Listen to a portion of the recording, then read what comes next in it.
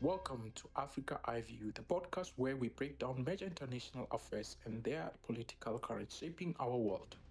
Today, we are diving into a geopolitical storm that erupted following US President Donald Trump's explosive statement on South Africa land reform policies. At the heart of this controversy is the recently passed Expropriation Act in South Africa, which has reignited fierce political tensions and international debates over land ownership and racial history and economic justice. But is this really about land reform, or is there something bigger at play? Well, let us break it down.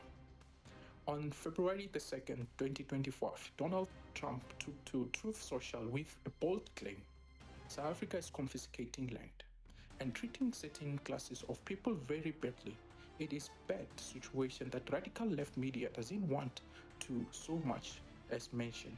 A massive human rights violation at the minimum is happening for all to see. The United States won't stand for it. We will act also. I will be cutting off all future funding to South Africa until a full investigation of this situation has been completed. Strong words threatening direct US action and suspension of aid to South Africa. The South African government responded swiftly, rejecting Trump's characterization.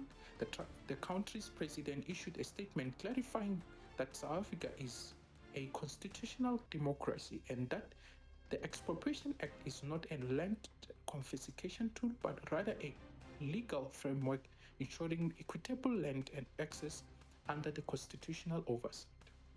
Zuma responded to Trump's statement with a defiant message. We want to make it categorically clear to the President of the United States that we are going to expropriate land without compensation and pursue legislative measures to do so, and no threat will stop us. Malema's comments have further fueled concern, especially among those who fear Zimbabwe-style land seizures, and that led to economic collapse. But is Trump's alarm justified, or is there another motive behind his reaction? Twitter users have pointed to an alternative theory for Trump outrage. South Africa has recently brought a genocide case against Israel at the International Court of Justice, accusing the Israel government of committing atrocities in Gaza. This has drawn severe backlash from Israel allies, including the United States. Some online commentators believe Trump post isn't actually about South African land reform at all. Instead, they are claiming Israel Prime Minister Benjamin Netanyahu has influenced Trump to retaliate against South Africa for challenging Israel at the ICJ. This raises a question: is Trump's statement a genuine concern about human rights, or is it part of a broader geopolitical maneuver?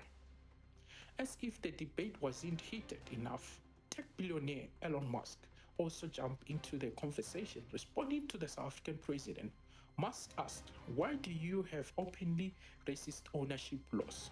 Musk's statement echoes concern that land reform policies unfairly target white land owners. This argument is often used by critics who believe that reforms are about racial distribution rather than economic justice. But the South African government insists that their land policies aim to correct historical imbalances rather than punish specific racial groups. So is South Africa land reform an essential step toward equality, or a dangerous path toward racialized property distribution? This controversy highlights three key themes: geopolitical tensions. South Africa's stance at the ICJ may have escalated tension with the United States, making land reform a proxy battle in a large political conflict. Economic impact: if South African land policies scares investors or lead to retaliatories by the United States economic measures, the financial consequences could be severe. The future of land reforms: will South Africa government push for expropriation without compensation, or will it maintain a legalistic, regulated approach? For now, this story is far from over. Trump's statement has amplified global attention on South Africa policies, and the coming months will reveal whether the United States actually takes an action, or if this was just about something bigger than the land reform. Let us know on the comments below, and thank you for tuning in into Africa Eye View. Don't forget to subscribe for more deep dives into global affairs. See you next time.